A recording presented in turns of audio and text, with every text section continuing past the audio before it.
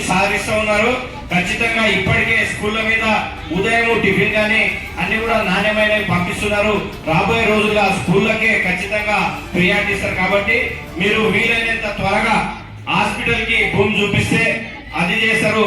మీకు ఇంకోటి చూపించారు కానీ దానికి రిజిస్ట్రేషన్ అది లేదా పెద్ద మనిషి తోలుకొని వస్తాం మీరు చూపిస్తే.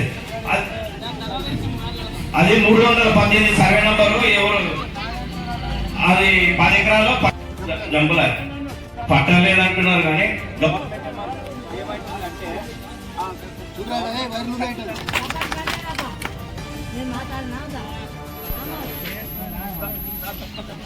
ఎక్కడ పోయింది ఇల్లు